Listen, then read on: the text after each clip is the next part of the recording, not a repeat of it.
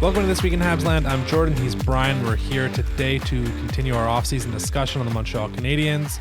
I know I said last week I wanted to dive in to the draft prospects, but for a variety of reasons, one of which being the Laval Rocket getting stomped out of the playoffs faster than we thought, and the other purely because I asked for an extension on my homework. I wasn't done doing my draft prep yet. So we're going to, for this episode, kind of close out the Rocket season, specifically focusing obviously on the Habs prospects. So the David Reinbachers, Owen Becks, Logan Mayus. And then I think in the second part of the episode, we're going to revisit a lot of the names we brought up last week, because last week we really talked about it from a perspective of who the Canadiens should target and not necessarily for those that were under contract, how to get them and what necessarily you're giving up. So we've both made a variety of trade proposals, mostly grounded in reality, but we'll see what happens when we get to it. More importantly, Brian, it's been a few days, and the question that everyone wants to know the answer to, it is now time to answer that question. If you were a Montreal Canadiens rookie and saw Nick Suzuki at the casino at 3 a.m, would you tell Martin St. Louis? I would not tell Martin St. Louis. I've gone back and forth a few times. I think the right answer is the first time something like this happens, you talk to Nick. You tell him, hey, man, I know you're the leader of this squad, and no disrespect, whatever. I know you know what you're doing. I know you're a team guy and everything, but, maybe gambling at 3 a.m. the night before a game, maybe it's not a good call. Maybe just think about that, buddy. I'm just looking out for you. That's all. Looking out for you, looking out for the team. If he disregards that and like 2 weeks later, they're in, I don't know what other place would have a fun casino than Vegas. I think that was the example, right? They're in Vegas, and maybe he's just in the Montreal casino, which shows that it's gone from a, hey, we happen to be in Vegas and we're going to gamble, to a, oh man, maybe I'm addicted to this. Right. At that point, I would go, look, Nick, I'm sorry, buddy, but this is the second time, and I think it is impacting us negatively. I'm going to go talk to Marty. Okay, wow. I did not expect such a calm, rational, and responsible answer from you, Brian. The real question is Nick on a heater? Because you're not going to interrupt the guy who's on a roll. Right. First and foremost, let him finish out the night. Right.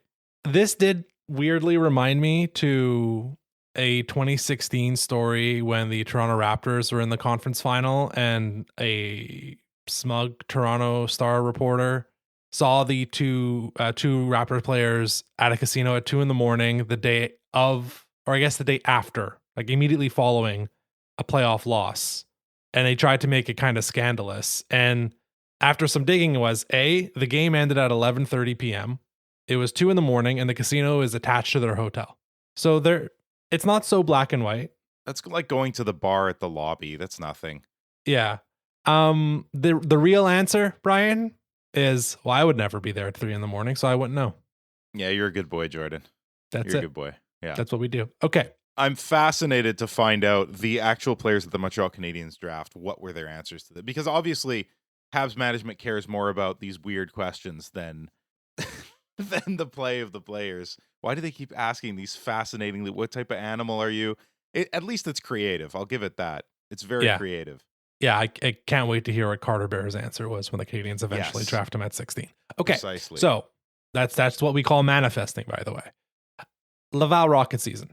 As mentioned, stomped out by the Charlotte Checkers, unfortunately, Florida Panthers AHL team.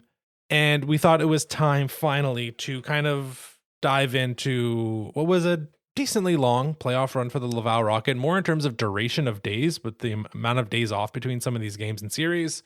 Overall, I think it was only 13 playoff games in total.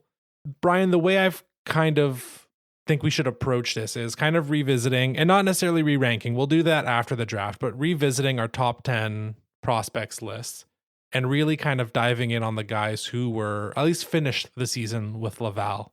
So just for a reminder, our rankings were Ivan Demidov at number 1, David Reinbacher 2, Fowler 3, Hage 4, Beck 5, Engstrom 6, Kapanen 7, Mayu 8, Dobesh 9, Jack 10. So remove Demidov, remove Hage, and I would even say remove Dobesh from the conversation here because he didn't finish the season with them.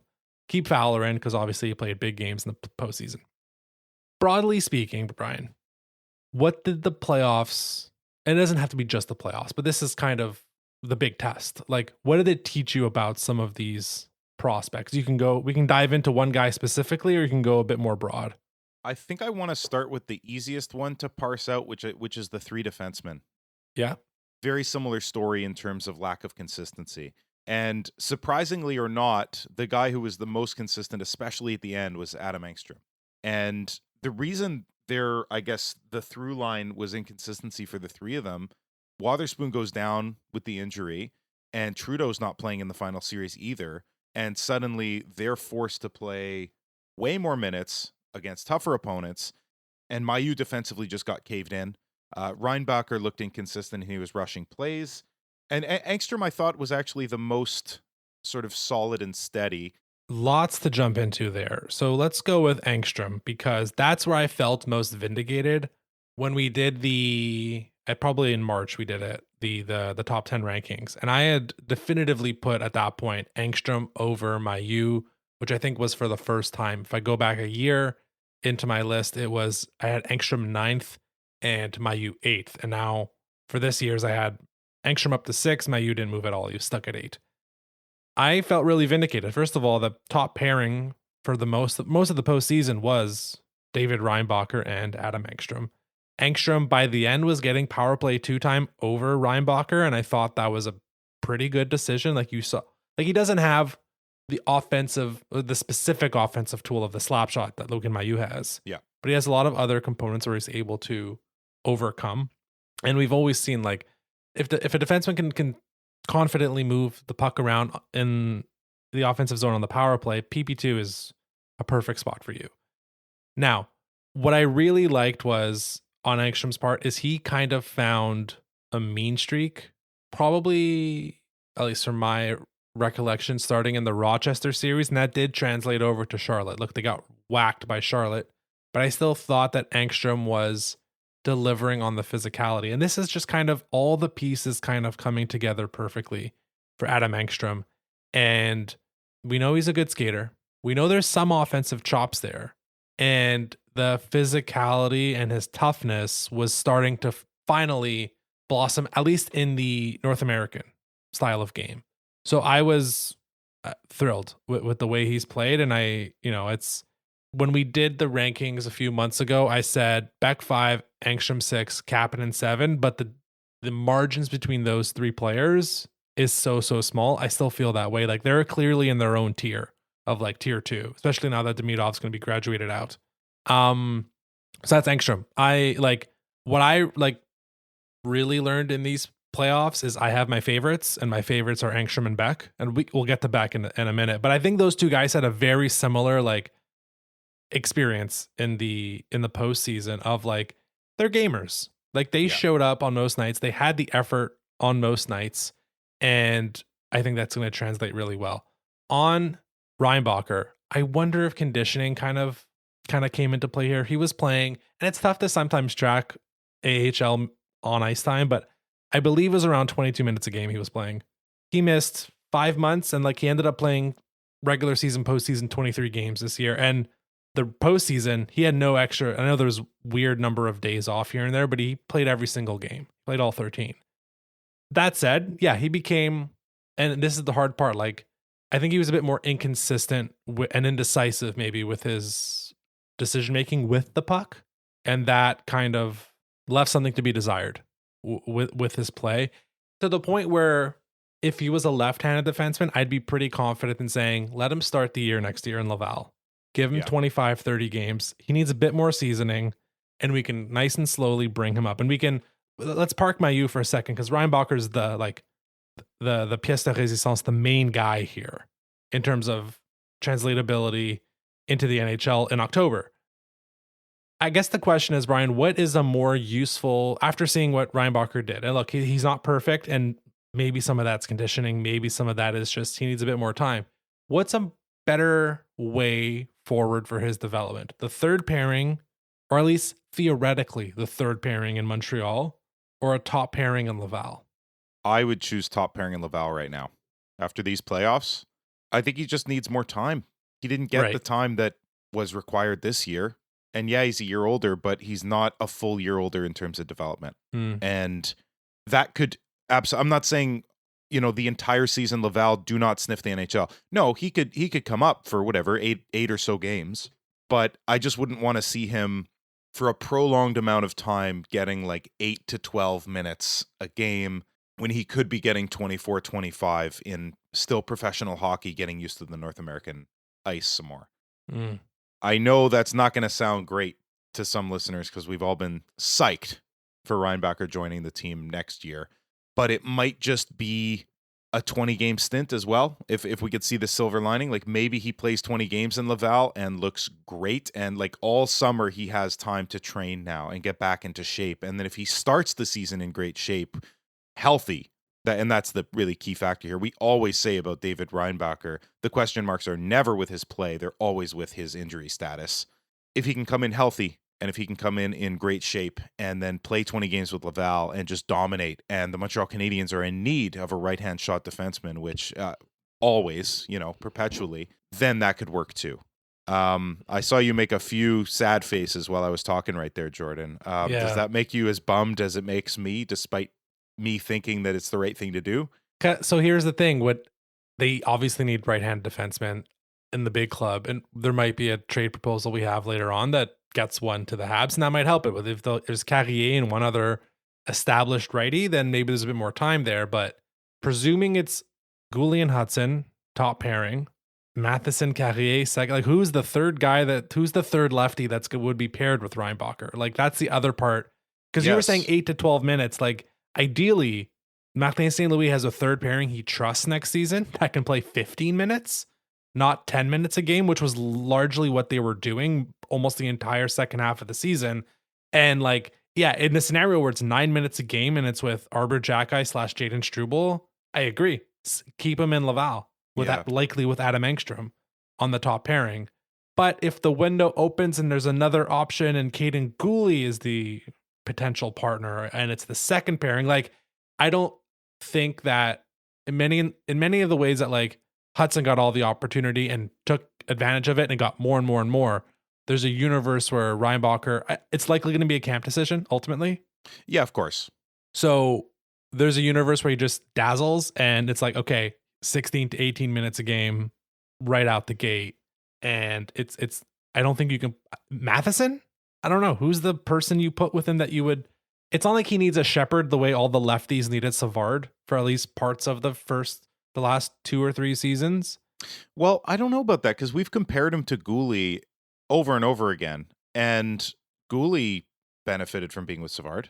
So like, maybe a shepherd's the wrong word because he doesn't need to be corralled in that way, but somebody to lead, and maybe Goulet's that guy. And I think eventually we all want them to be together. And Goulet's probably ready for that now. He isn't a rook anymore. He's turning into a vet before our very eyes, and that might be the guy. In terms of getting the 8 to 10 minutes, I agree with you. Like 15, 16, that makes way more sense. Put him in the show if that's the case. But you want Lane and you want Goulet to be getting way more than 20 minutes each. If Matheson is still here, he's not going to be on the third pairing, and Carrier's still here. So that puts Reinbacher immediately on the third pairing. And the other wrinkle here, just to we can do a little loop elsewhere and then come back, Engstrom can play both sides. And Engstrom, at least most recently, looked more NHL ready than Reinbacher did. Now, at camp, that might be drastically different. Like I said, a full season of training. I think you're dead on with the conditioning thing with Reinbacher. So maybe a full off season of training, and Reinbacher looks as good, if not better, than Engstrom, and Engstrom gets edged out because his right hand happens to be on the top of his stick and not in the middle. So how many games does David Reinbacher get in the NHL next season? If you were to make a educated guess. I want to say 30. Yeah, I think that's pretty bang on. I'd probably go a bit higher, maybe closer to 35, 40, but I think we're both along the same page there. There's also an injury caveat. You have to kind of discount 20% regardless. You'd have to cap him out at 65 games just based on history. Okay. Sucks, but fair. We talked about Engstrom. His path to the show is harder because there are 5 lefties ahead of him on the depth chart as of right now. And Goulet, Hudson, and we know Hudson's played the right, and he's likely going to play the right. Matheson, Jackeye, Struble, and again, we know those last two guys can also flip to the right. I mean, quite frankly, all of these guys have played on the right at some point in the past 2-3 seasons. Yeah. As has Adam Engstrom.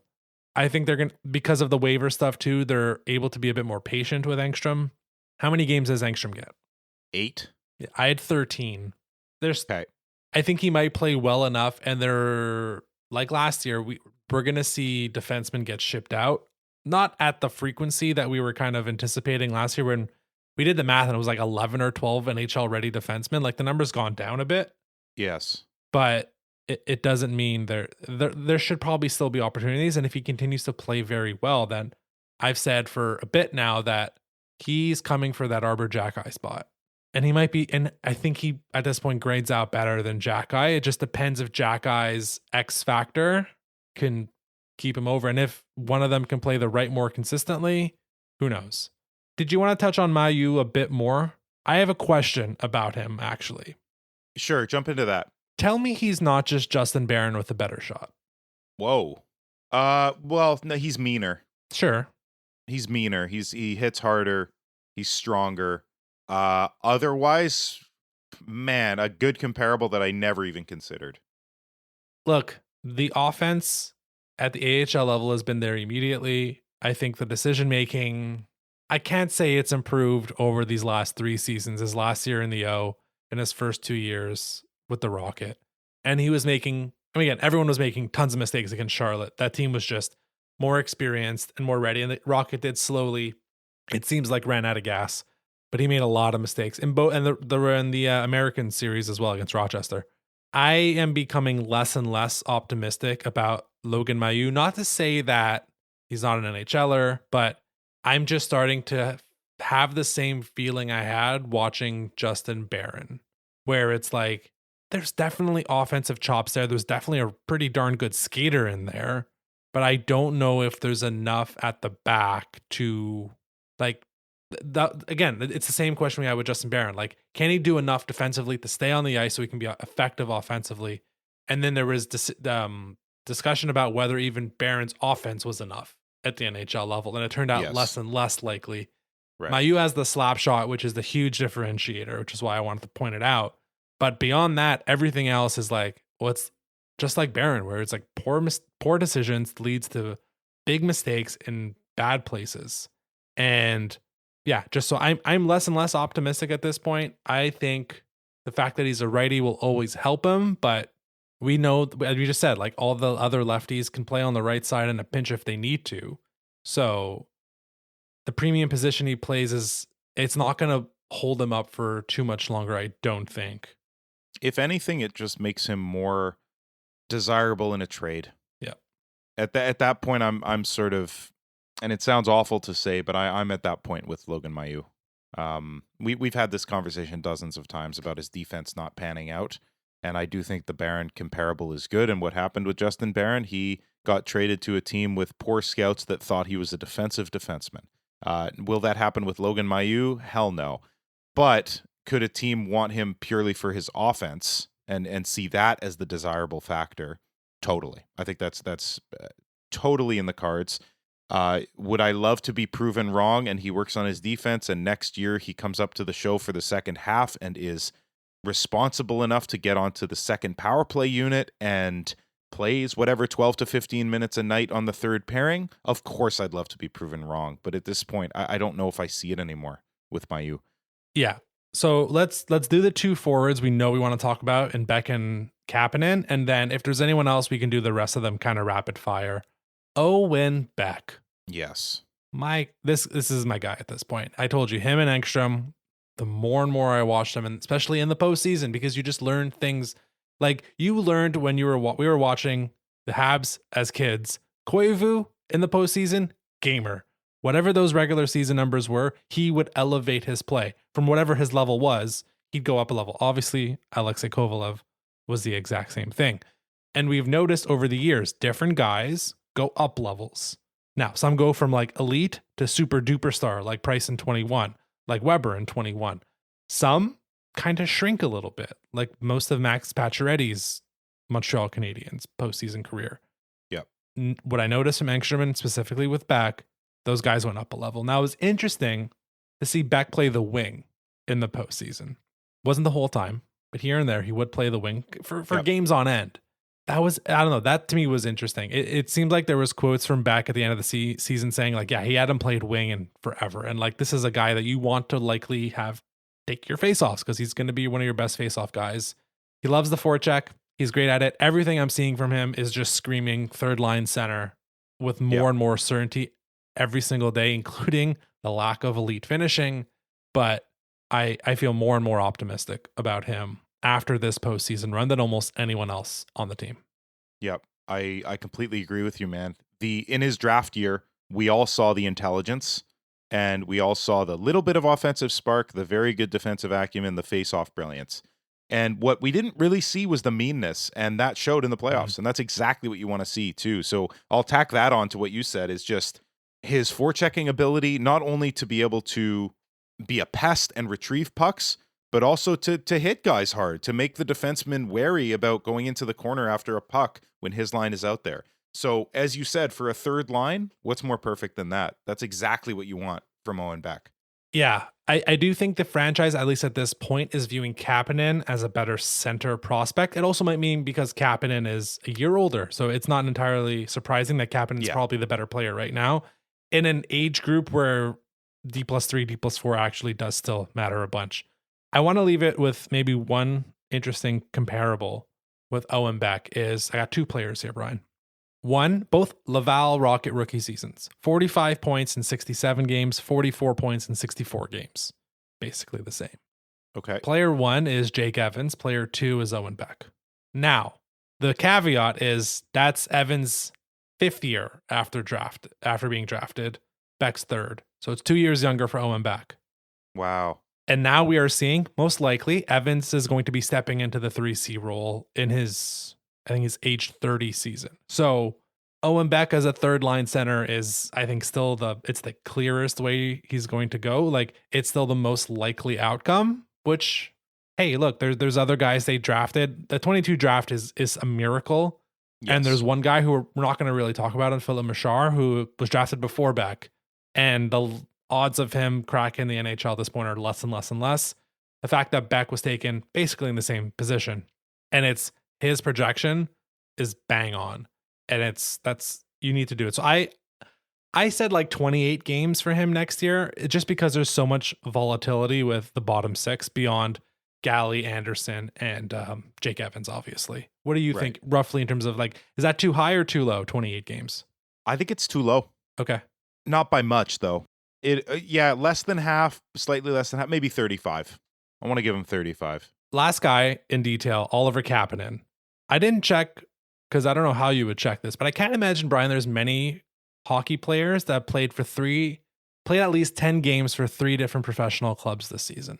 Oliver Kapanen played 42 games for Timbra, 21 games regular season, postseason, Montreal, 11 all postseason with Laval. So I feel like, because if you remember his play with the Habs, again, we got a good sample with him on the Habs. It's very, very quiet in terms of the role he was given and his production. Laval, though, slowly, you started the chemistry start to go up and up, and he was very much the driver on his line a bunch of the time, and kind of the stabilizer when like Joshua or Philip Machar, or not Philip Machar, Sean Farrell were kind of doing whatever. Kapanen was the guy settling the line down. I think he is the odds-on favorite for the fourth line center role next season. And I think I'm more optimistic with him after this season than I was a year ago. Perhaps I'm putting too much weight on what happened most recently, because had Kapanen jumped up yet another level in that final series when they were down in the dirt, I would have loved to see that, and I'd be more confident. But I'm going to give him the same exact amount as Beck. I'm going to give him 35. Okay. I'm not as confident as you are, but I'd love to be proven wrong once again. I think it's like 70 games he gets. Oh, wow. Now maybe that's I really do think you can tell Christian Dvorak, thank you very much, goodbye, and open up a roster spot. And I think Kapanen steps right into that immediately. So I also don't know if the rules or the agreement that Kapanen had last season, where if he's not in the NHL, he has to go back to Europe. I think it's time. I think give him the lion's share of the fourth line center role and let him kind of run that.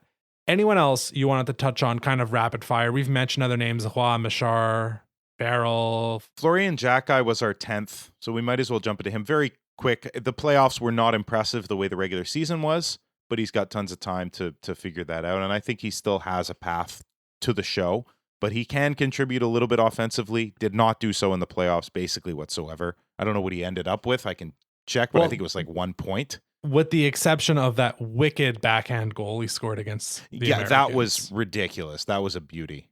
That was really very nice. 3 points, a goal, 2 assists. Okay.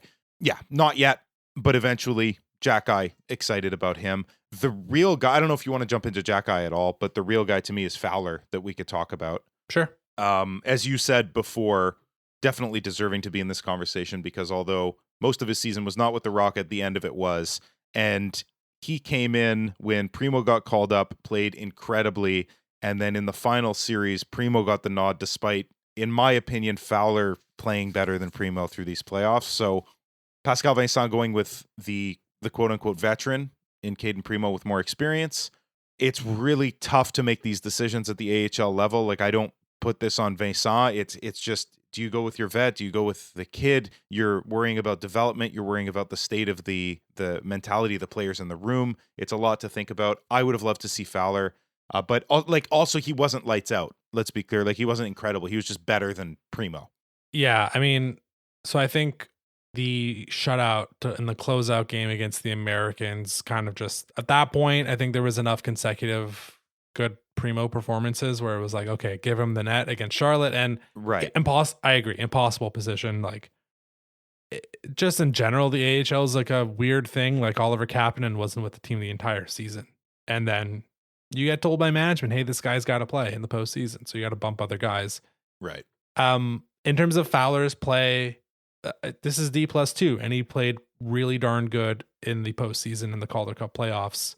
I think full year in the A next year, might get a few games, depending. You never know with goalie injuries, but him too. Like, there's nothing I saw from him that was like, ooh, okay, maybe the translatability from the NCAA up a big level to the AHL. Like, it's all still there, and I am still like, that is still a wicked pick that they got 2 years ago in the third round. Definitely. So, yeah, the other guys, we don't have to touch on them. Like, Machar was healthy scratched all postseason until the final game. Yeah. Farrell, props to him for turning around the season. We mentioned him a bit last week. I think things changed when he started going to the slot a lot more. Like, he was just getting more and more opportunities. He's such a smart player, man. But like, the toughness, the physicality, it's gonna destroy him in the NHL. Prove me wrong, please. But yeah, I still worry about that size big time. Joshua, we'll see him in the NHL at some point next year, but yeah, beyond that, like we'll see. I think some of the older guys on Laval are going to get poached and go to Europe. Barry Boulay, I'm sure, would love another chance to crack an NHL roster, but it was honestly overall a very good season. Props to Pascal Vincent for shepherding the team to a conference final. We just wish it would have ended in a less depressing manner. All right, part 2 of the episode, kind of revisiting a lot of the names from last week of who should the Canadiens approach and try to acquire via trade. Specifically, we talked a lot about I tried to talk about the UFAs last week. Brian wasn't having it. We talked about the RFAs a bit, but recognizing how difficult that could be, and then some guys for trade opportunities. So we were going to blow this one out here. We have about 10 or so trade proposals, at least of those written down. I'm sure we probably will develop some ad hoc ones on the fly here. All right, so the approach on these so obviously it's players that we think the Canadiens should acquire. I do not want to approach this from a perspective of like, well, obviously the Canadiens say yes to that. Or like, oh, if I replaced out player prospect X with clearly a prospect 1 or 2 tiers below, these need to be realistic trades. Now, realistic in terms of value for value, not in terms of availability, but in terms of value for value. I did my best, and I'm sure you did too, Brian, of trying to make this a 50-50 thing. We're trying to remove any homerism from these discussions. I've divided mine into 3 different tiers. One is the realistic / hopeful. One is Crazy Town. And the final one is trades that actively make Brian mad. Well, I'm excited for Crazy Town, and I might just step out of the room for tier 3, but let's find out. I'm psyched, man. What's your first one? So Pierre-Luc Dubois. No, I'm kidding. Wow, we're into the Brian gets mad tier right off the bat. No. Okay, so we've talked about both of these guys. Rasmus Anderson for Logan Mailloux and number 16. Yes. I mean, that was my proposal exactly, Jordan. If we're both saying yes to that so fast, are we missing something? Is that not enough value for Rasmus Anderson? Probably, but by the same token, 1 year left only, and Calgary needs to spark a real rebuild, not just a retool. Like Craig Conroy's been trying a retool, and they land just outside of the playoffs. I mean, if they still had their pick, they don't. That's ours, the 16, so they'd be getting it back in this trade. But if they still had their pick, they'd be getting a mediocre pick and just miss the playoffs, which is kind of like no man's land. We know all about that as Montreal Canadiens fans. So, yeah, I think they'd be interested in this. You might have to throw in a second. You might have to throw in a Farrell. You might have to throw in something, one sort of level below Mailloux and 2 levels below that first round pick, and you've probably got something here. The complication in the future is that Anderson is probably going to be getting anywhere between, I would say, 7 and 8 million his next deal, and many years. So that's something you do have to consider. He'd be making more than Goulet and all those things, but I'm in for this. And that's also why I was saying earlier that Reinbacher doesn't need to be in the show yet. Mailloux definitely not. Engstrom not. Because you could go after one of these guys, and Anderson is top of the list for me in terms of going after. So I love this one. I think it's fair value. Maybe this is just a perfect fit. Now, someone might be screaming at us right now and saying we're morons for thinking this is fair value. But like, as much as we just discussed, I think at length that Logan Mailloux has been a bit disappointing, and we think less and less likely to become the guy. What he definitely is right now is a productive 21, 22-year-old right-handed defenseman at the AHL level with a slap shot that will translate to the NHL, with the skating ability that will translate to the NHL. It's the decision-making that is the huge question mark. If there wasn't a decision-making issue, he would not be available right now. 16th pick, give them their pick back. That's a little bit more. The risk is, like, Anderson's obviously the better player, and like projecting out to still be the better player. It is the UFA part where it's 1 year left and you're going to have to pay up. Yes. What I've been trying to think about, like, regardless of like if there's better offers or whatever, like I know the 16th pick evaporates in a couple weeks, but theoretically, this value of Mailloux and 16, would that still be there at the trade deadline, or does it go down? How do you mean at this year's trade deadline?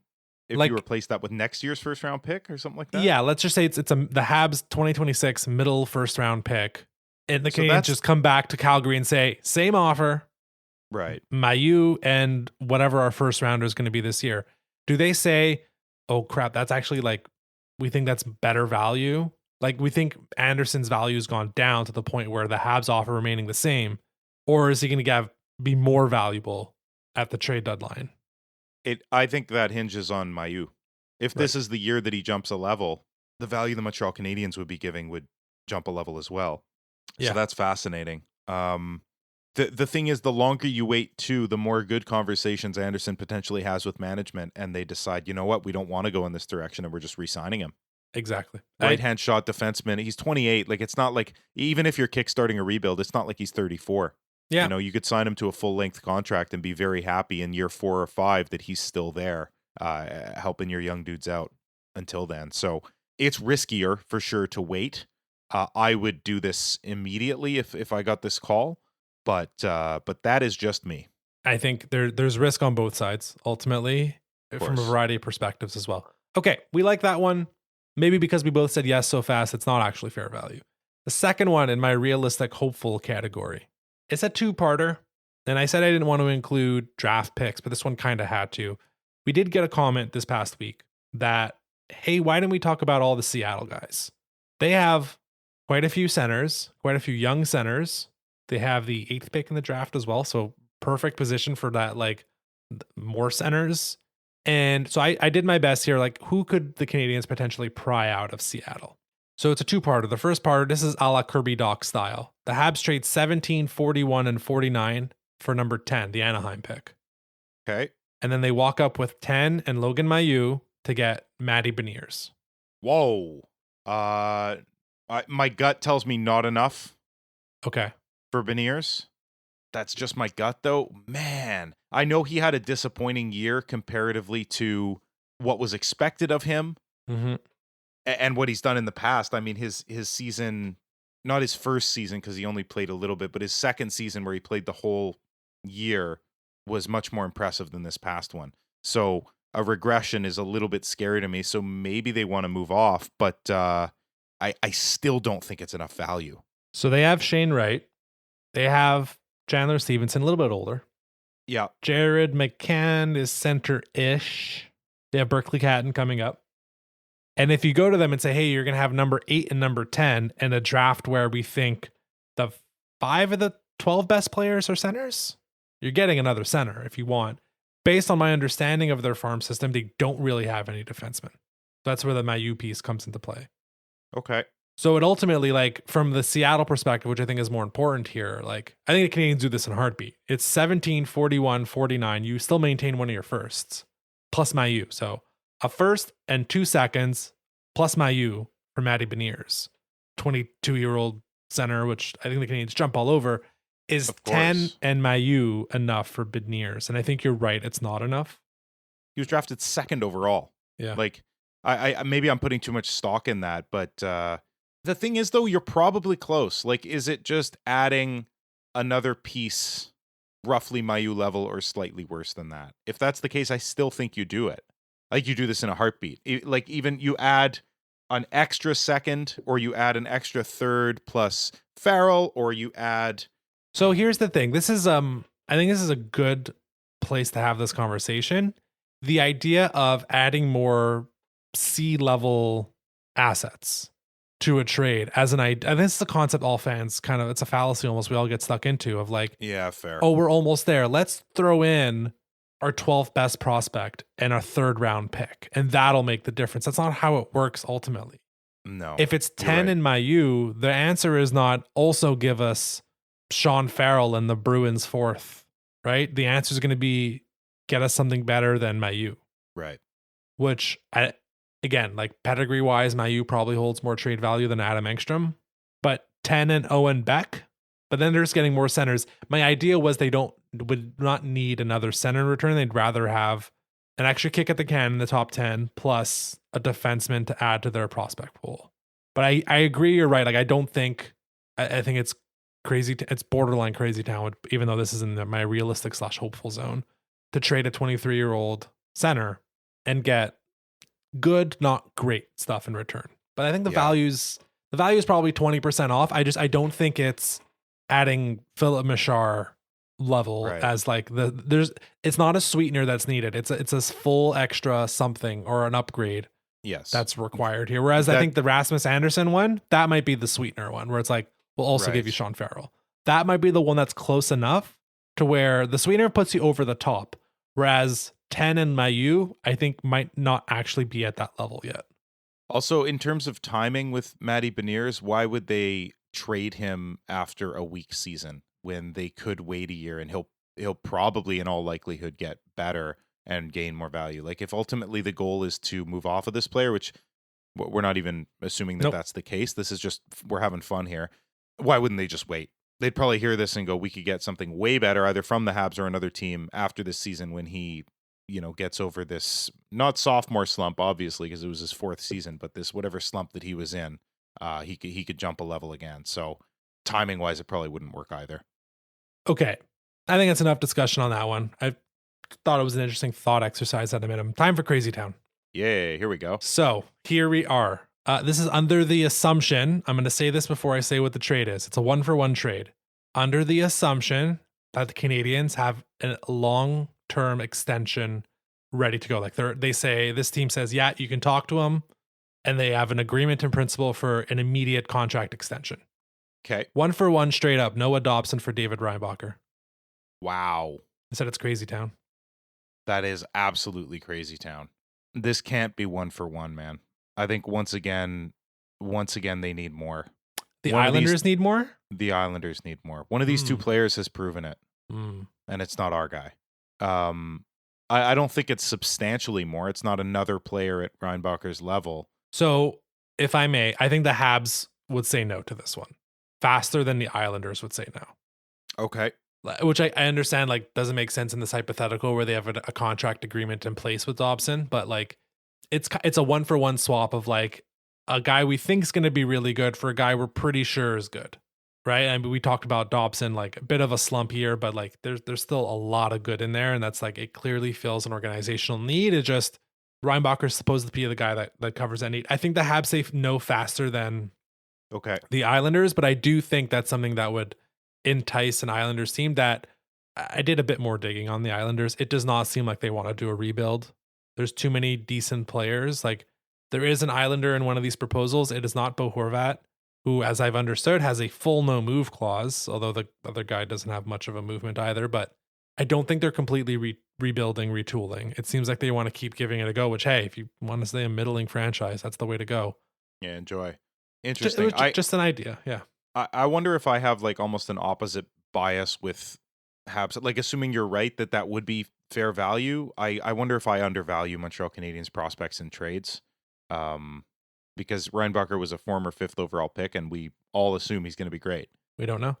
I think I put more stock in guys who've proven it. But anyway, that's a absolutely fascinating one. Do you have any more 1-for-1s? Because those are really fun. Not necessarily. I got one that's pretty close to a 1-for-1, but I want to save it. Save it for now. Let me keep building on Crazy Town. Sounds good. Vincent Trocheck for Arbor Jackeye, Kirby Dach, 16 and 41. Ooh. Now, Trocheck has a 10 team, no trade clause. He's an American player. He's only ever played in the US. He signed as a free agent to the Rangers 3 years ago. So the odds of the Canadiens being on that no trade list, I think, are decent. But let's do the exercise. Trocheck, who has 4 more years at 5.625, fine contract. He's 32, 4 straight 20-goal seasons, gets some Selke votes here and there. So the center as a bridge, but it's a long bridge though if it's 4 years. Jackeye, Dach, 14 and 41. So you're giving the Rangers an out. You're giving them some value, theoretically, for a team that we think wants to get younger. Dach is just in there for salary. Quite frankly, I'm not viewing him as strong value, really. It's a first, a second, Jackeye, and then Dach. You take a flyer on Dach. He has 1 year left. He'll still be RFA. There's still an idea of a player in there. Who says no faster to this one? This one, I think it's the Habs. I think it's the Habs. If Canadiens management was in a position where it was do or die, like this is the year we have to make the playoffs and get further, I think they'd say yes to this. But barring that, I think we're still in between the build and the contention. And so I don't know that you make this move yet. Whereas the Rangers, you're also giving the Rangers an out, as you said, in terms of getting rid of some salary that they could use to sign those 2 guys we talked about last week. So and it wouldn't be enough, but it's a step closer to that. So yeah, within range. I mean, you have Jackeye and Dach's contract, but I do believe there's a bit of cap relief in there. You can also just buy out Kirby Dach and spread him like it's to really make more space. So you are giving them a bit of a life raft there. Trocheck's a much better player than Jackeye and Dach. I'm not. No, of course. Not losing it, but you might also be selling a little high on Trocheck right now. And this might be like when we were talking about Anderson a few years ago, being like, oh, he's going to stay really good, right? There's a universe where Trocheck kind of falls off a bit this year. Now you have 3 years left at $5.5 million of a guy here. Like, all right, he's a 3rd-line center at this point, like best case scenario. And there's risk on both sides here. I would presume that the Canadiens are on the no trade list, even though it's only 10 teams, given the portfolio of a player like Vincent Trocheck. But I feel like the Rangers are kind of in denial about what's going on, and that would lead them, I think, to more quickly say no to this one than the Habs. I think they both say no to it ultimately. Okay, I have next 2. It's the same package that the Canadiens are shipping out. So, Jason Robertson for Michael Hage and Patrick Laine. Wow. They don't need Laine, and they don't want Laine. That's what I'll say. So they just got the guy to replace Robertson. They don't need Laine. Like that's what Rantanen is Laine, except has more than just the shot. He does everything. Yeah. So for context, Robertson has 1 more year on his contract, then I believe he's an RFA, but it's the final year of the RFA. So we're sniffing UFA status, but it's 1 more year on the deal, similar to Laine. So it's an immediate replacement. And then you kind of view Hage as like the real meat of the deal. Yeah. Chaos in Dallas. Turns out when you publicly shame your star goaltender, you don't get to keep your job.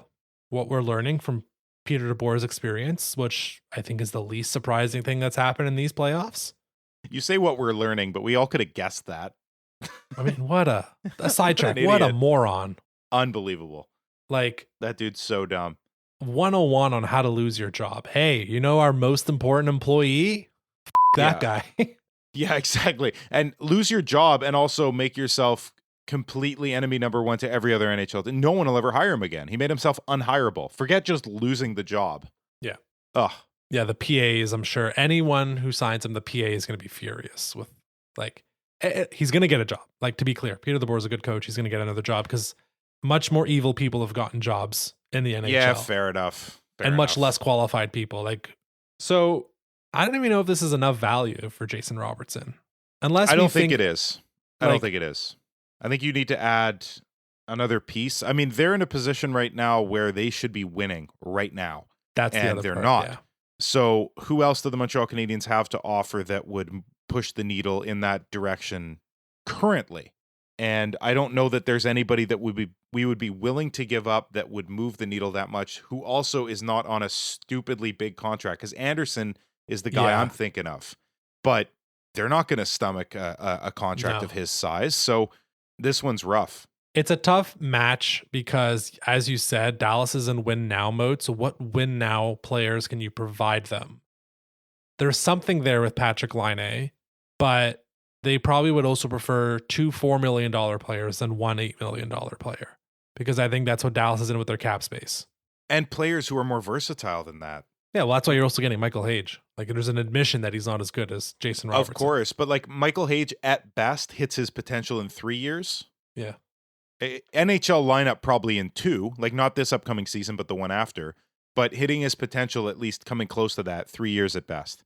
Yeah. And they're in win now mode, so that doesn't help them right away.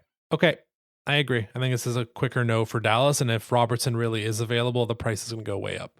But again, caveats on the contracts and all that. Same package, Hage and Laine, but this time for Martin Necas. Ooh. So Necas, 1 more year on the contract, I believe, and then goes to unrestricted free agency. So there's your inherent risk. You are giving Colorado, again, a ready-made, let's call him a top 6 winger in Patrick Laine, and then you can do whatever you want with Michael Hage, and we didn't talk about that with Dallas, but Dallas can flip him if they wanted to and get a player that's ready, or keep him to the deadline or whatever. But like, so I like this one much more than Robertson. It's partly positionally and partly because I think it's maybe more likely. I still think we'd have to add a bit, but this one I like a lot. Yeah, I mean, it's if the Canadiens would be able to talk to Necas in the same way in my example where Dobson, there was a discussion there, then it's super palatable. Yeah, that's the key. But I agree. It's tough. It's reports, and like, it depends on, all the reports now are stupid. Everyone's tagged to everybody, but like, apparently Necas might not be the most happy guy in Colorado. Whether that's an opening or whether that's just smoke, or his agent, it might just be the agent saying like, come to the table with a proper extension and we can talk. But also Brock Nelson just got the 3-year deal, who, by the way, shout out to me saying Brock Nelson was the most likely guy the Canadiens could get, and him being signed 48 hours later. So that cap's going to get tighter and tighter in Colorado. I know the cap space is going up, but there's something there. There's something to monitor there with Necas. And yeah, Colorado's in the same spot where I think they want win now stuff. Yeah. I don't know. Like, if I added a first, would that change your mind? Hage a first and Laine? If you're in Colorado's position? Oh, I think so. Okay. That's tough for Colorado, though, because they just the optics of that. Losing Rantanen. Oh, we got Necas back. Okay, now we lose Necas. And yes, Hage will be incredible, but they're not going to see him for several seasons. So just the optics of that. And I know that shouldn't factor in. Like, it's like that Moneyball quote of why, like, you shouldn't care what people think of the decisions that we're making. You know, I'm butchering the quote, but you know what I'm talking about. Maybe the optics shouldn't matter, but just from the outside looking in, from Rantanen to Necas to a guy you're not going to see for several seasons, plus Laine, who's, you know, is he even on? He would be on power play 1, but who would he be kicking off? A more deserving player in terms of their 5-on-5 play, no doubt. Yeah. Okay, so This next one I had in Crazy Town, I'm wondering if I should be shifting it into actively makes Brian mad territory. So what I'll do is this. I'll put it into the bigger category of actively makes Brian mad. So there's 3 in this category now. The first one up, Elias Pettersson for Carey Price in the 41st pick. Now, what? Hold on. What? The tiniest amount of salary retention on the Canucks. Let's say it's around, let's say 10%. So that's 11.6 becomes whatever, 10.5. Basically, it's the Carey Price contract. I'm confused. Yeah. I was got one more year on the Price deal. Yeah. But why does Vancouver say yes to this? They want out of the Elias Pettersson business. And this is a literal get out of jail free card. I don't know, man. I think another team would still remember the old Pettersson and think we can change him. At that price? He's the bad boy. He's the bad boy that everybody wants to change back. You know what I mean? Like yeah. At that astronomical price. Also retaining for a prolonged amount of time. That's a non-starter for a lot of GMs. I wasn't expecting that. This one doesn't make me mad so much as it just confuses me. So that's its own tier. Actively makes Brian confused. Yeah. Pettersson for Price and the second rounder. So like I think broadly speaking, it's what can the Canadiens do with that Price contract if they wanted to? Yeah. I think this is a little too destructive. Like I'm not saying all these trades I'm putting together make the most sense. They're all thought experiments, but like this one seems a bit too destructive. Like Pettersson would be in year 2 of an 8-year deal, paying him $11.6 million per year. Yeah. You're getting him for free, but that's a lot of baggage. It's a lot of money. But point is, like, Price has 1 year left. Any team that's up against the cap, the Canadiens can just take someone on for free. The other team can LTIR Price, get that cap space back. Like, we saw this happen with Shea Weber a bunch of times, and he just kept getting traded. I think he was with Utah at one point. Like, well, he was with them twice, I think. He was with Arizona, then he moved elsewhere, and then came back to Utah. This is just the experiment of like, what could you do with prices? And this is probably the most high profile version of it. Wow. I mean, 2 years ago, I would have leapt out of my chair. Deals that actively make Brian excited. But after last season, it's really tough to know what's going on there. Is it just a lack of joy? Is he just so unhappy that he can't produce anymore there? And coming to the Martin St. Louis coached system of the Montreal Canadiens would rectify that? Like, I mean, look at PLD. I made a joke about him earlier, but PLD took a couple changes of scenery before he kind of found his role, right? Yeah. It's not impossible, but then you have the other end of the stick, which is Jonathan Huberdeau, which bounced back, this year, but never going to recoup that value. No, that you had initially. No. Okay, so I got 2 more, and now we are definitively in the make you mad category. I'm going to flip the order here. I'm going to save the big one for last. This guy, I admit, has a 22-team no-trade clause. The odds of the Canadiens being on the list, Canadian boy, but Matthew Barzal for Caden Gooley and Evgeny Volokhin. Yeah, this one makes me mad. For sure. Yeah, don't move Gooley. No, I'll leave it at that. Don't move Gooley. We don't want the center. Now he's a righty, unfortunately, but you don't want to... Oh, then definitely don't move Gooley. Point per game. You don't want another point per game center behind Suzuki? Yeah, that would be great, but... We said how many lefties they have, where we just talked up. I tricked you into talking up Adam Engstrom all podcast. Wow. You have Hudson. There's going to be more guys. And then you try and convince me. I know you have a soft spot for Volokhin.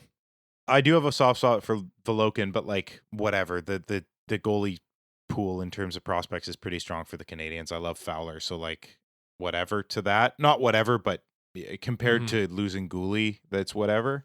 Wow. I don't even know what to say about this one, which means the one you're saving for last is definitely going to confuse and piss me off more. But look, logically, it makes sense. If you rip my heart out of my chest and don't allow me to think with my heart, logically, this makes sense. You go from a point of strength, you utilize a point of strength in the organization being your left-handed defenseman, your wealth of left-handed defensemen, and you trade your... if Nick Suzuki wasn't their future captain, Caden Gooley, for another centerman. But that's the price. That is the price. If you really want a mid-20s center, that's your price. That was the point of putting this one together. Yes. It's not happening. Of course. Let me be clear. Yeah. This is not happening. I'm just saying value-wise, this is the value. This is the value. It's Caden Gooley. If you want Matthew Barzal or another really, really good point-per-game center, that's the guy. which is why it's not going to happen. Caden Gooley will be an assistant captain very, very soon. Now, I also want to say, like, is that the necessity for the Montreal Canadiens, another point per game center? I don't think so. I think 60 to 70 points is perfectly okay. So just on that front, like, that's not the need so much as it would be nice. I agree. Yeah. Last one. I'm going to duck after I say this one. Here we go. You're going to like the start of it. You're not going to like the end of it. Mason McTavish for Juraj Slafkovsky and a 2026 first round pick. What the I can't value. Even I'm rubbing my eyes right. I can't even assess if this is fair value. You just look so sad right now. Yeah, of course. I've wanted them to draft Slafkovsky and put him with Caulfield and Suzuki since 5 months before that draft. You want your center. That's the cost. McTavish is incredible. Slafkovsky is going to be incredible. I feel like Anaheim would be more likely to say yes than the Canadiens here. There might be an emotional attachment because Slav is like maybe not anymore, but I still kind of view him as like the poster child of the Hughes and Gordon era. I recognize Hudson and Demidov are better players, but in terms of like, that was their first big move. It was first overall at Montreal. I'm not saying like that matters. I'm just saying I wonder if there's a bigger emotional attachment there. And Slav has been really good these last 2 years as a 19 and 20-year-old, putting up back-to-back 50-point seasons. And we are fully expecting him to hit 60 to 70 points on the regular. Yeah. But then there's if you want Mason McTavish, that's the cost. I'll reiterate, this is not going to happen. This is not going to happen.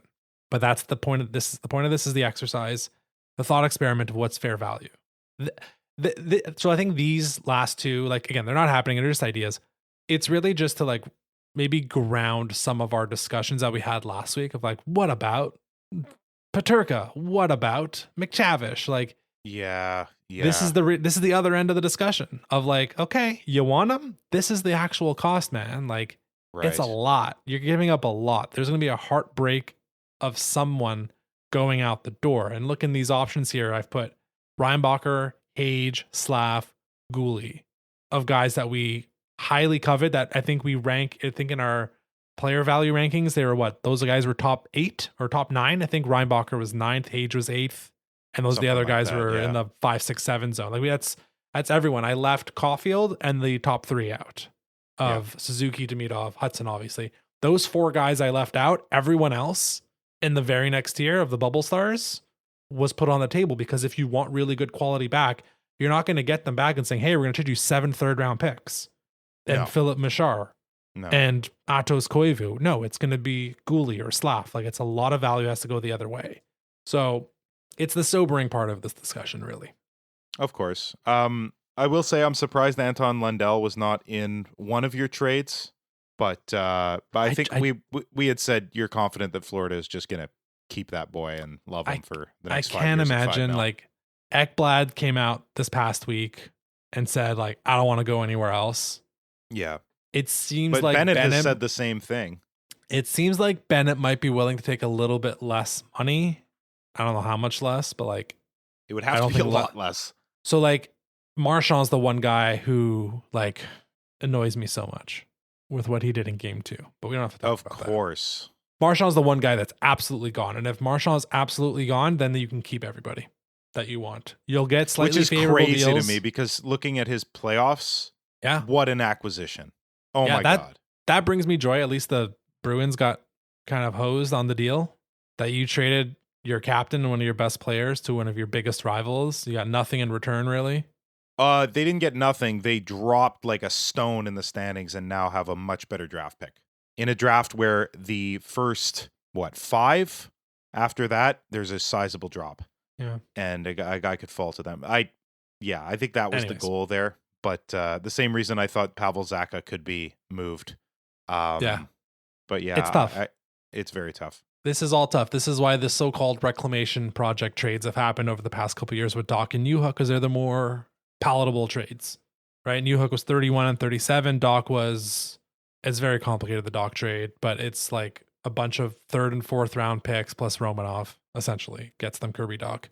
Yeah. Anyways, anything else, Brian, as we kind of close out this episode in terms of like, what is the price for some of these trades? Like, we love the Rasmus Anderson one. Like, That might be the tier again. Like, but that second line center is a tricky son of a gun. What's it going to take to pry Sidney Crosby away from Pittsburgh for the 90th time? So we can do 95 seconds on this. I saw Eric Engels mention like 3 first-round picks and Michael Hage, and I was like, you are off your rocker, sir, if you think that's the value.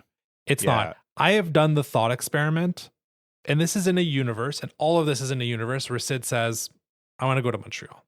Hey, Dubas, get me into the Habs. I don't want you guys to to get destroyed on the deal here, but I would like to play with the Montreal Canadiens. Under that pretense, I think the value is 2 firsts, a second, Mailloux, and Dobesh. I think that's basically what the value would be. You're giving them a light restart. You know, they probably ask for Hage. You say, get out of here. We'll give you one of Engstrom or Mailloux. I think Mailloux, like we mentioned, has more name recognition value. Yeah. Dobesh is the sweetener that brings you over the top. Maybe you can pull back on one of the first round picks, but I think that's the value. I don't know. You see a name like Sidney Crosby going one way, and I know he's 38, but he's still point per game. You see that going one way, and you see a late first-round pick who hasn't blossomed like he should have, and a bunch of draft picks. I don't know that I see that. I think optics-wise, they would want more because the fans would revolt. But the smart ones would recognize that it would kickstart the rebuild in a very positive way. I just think that though, and I'm going back and forth because also their hands might be tied where Sidney Crosby says, I would like to go to the Canadiens. And I don't think he's bad enough a guy to be like, get me there no matter what. But if he requested it, there's only one destination. And so the value goes down. So it's about Hughes, again, in this hypothetical, Hughes coming to the table with like, almost like respect for it. Like, look, we're not going to try to hose you here, but we also recognize we're not trading for 27-year-old Sidney Crosby or 28-year-old Crosby. It's 38-year-old Crosby. Yes. So that is the basis of our understanding. He is still one of the 10 best centers in the NHL, but we think he has 2, maybe 3 more years left. And he's in this post-peak era. So that's where the Canadiens would come to them and probably say a first, a second, and 2 prospects. And then negotiations would happen and the Canadiens would say, okay, we can add maybe another first or another draft pick and we can modify which prospects are on the table. I think it'd actually be a rather quick discussion because the Canadiens have enough ammunition, certainly from the pick perspective, right? And if they want to skew heavier on picks, maybe that works. But I think that the Canadiens have enough in the tank. If it's a good conscious, like we're not shopping Sidney Crosby to 5 teams thing, and it's like, it's one team and one team only, and we're going to do this very hush hush and quiet, then I think the Canadiens can get to a place that is a fair return for a 38-year-old Sidney Crosby that has 2 or 3 years left, tops. Very cool. Hey, look, if it's feasible, fair enough. And I found that Moneyball quote, by the way, and it extends to Dubas as well. I think it's a problem you think we need to explain ourselves. Don't to anyone. So just channel that, Dubas, and let's get this Sidney Crosby trade going. That's it. If you see a 514 number calling you, pick it up. So we'll wrap the episode there. We'll be back next week to do our full-scale draft preview of the upcoming 2025 NHL draft. You can find us on social media at HabslandPod on Blue Sky and TikTok. If you like what you heard, please feel free to leave a 5-star rating on Spotify and Apple Podcast. Until next Monday, go Habs.